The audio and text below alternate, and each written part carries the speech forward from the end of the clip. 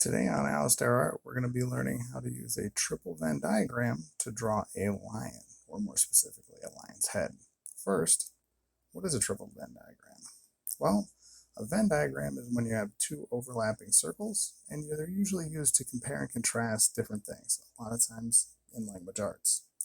A triple Venn diagram is where instead of two circles, we're using three, so you'd be able to compare and contrast three different things. Now we're going to use just the shape of a triple Venn diagram to make our lion. And here we go. So what we're going to be doing is we are going to be making our lion. We're going to be doing the face using a triple Venn diagram. So the way that's going to work, if you want to trace something circular, you can. I'm not going to. What I'm going to do is I'm going to start by making three circles. The first two circles are going to be overlapping, which means they are on top of each other. So 1 and 2. Now the third circle is going to start in the middle and it's going to overlap the other two but going down. And the reason we're going to do this is it's going to help us make the shape of the head. Now we need to start doing some of our details, and the very first one I'm going to do is I'm just going to color in the nose a little bit, which is the very center of the triple Venn diagram. Now we do keep going, so I'm going to start adding things like the eyes. So I'm just going to put a small circle in each of the very first two large circles that we made for eyes. I'm going to make little ears above again on those same two just by using my little curved lines or upside down U's. Now I do like to make like little fangs, so I'm just going to make two little V's down here to start the mouth. If you want to make an open mouth, we could just do a little letter U right here, and now I have an open mouth. I'm also going to add some little whiskers, which is usually one of the steps I do later, but what the heck. Now I'm going to move up just a tiny bit.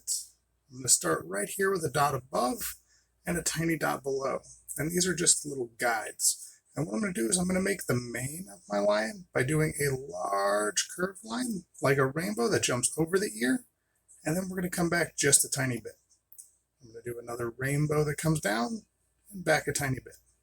And I'm going to do this all the way around, and I'm going to try to touch that little dot we had at the beginning.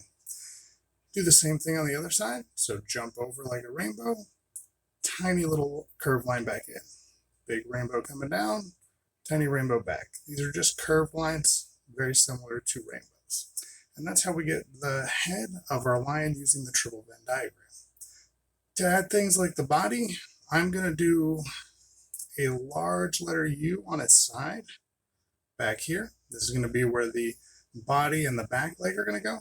And for the front leg, I'm going to do a W, but I want it to be very curved. So I'm going to make basically a U and another U next to it for the front two legs. And I can just kind of connect these with another curved line going the other direction. You can add little curved lines at the very tips of the toes to give them some little toes. I am going to connect these, and then to do the back leg, I'm going to use the letter C with a small c for the foot, do a small little horizontal line, and a large C to make that big back leg that the lion would have. The last thing I'm going to add is a tail, so I'm just going to do a little curved line. You can make it wind any way you want, and I'm going to try to follow very close. I don't want to kind of go willy-nilly, because then we end up with stuff like that. It doesn't look very good. So just try to keep your two lines very close together. And when I get to the end of the tail, I like to have it come out on both sides and then come back together, just to make it nice and bushy, kind of like a lion's tail. Once you get this far though, then you get to start to add any details you want. So I'm going to put in a ground line. And then if I want to do things like mountains back here, you can. Try to be creative with it though. Maybe there's a big pond over here. Maybe we want some birds. Maybe you want to draw little flowers around them. We can do a hot air balloon since we've already learned how to draw those. So think about the things you can add. Try to have as much fun with it as you can and add lots of details. And once you get done, add color. You can color these really with anything you want, including paints. If you have watercolor paints and stuff at home, go for it. Otherwise, usually I do mine in colored pencils, sometimes in crayons or markers.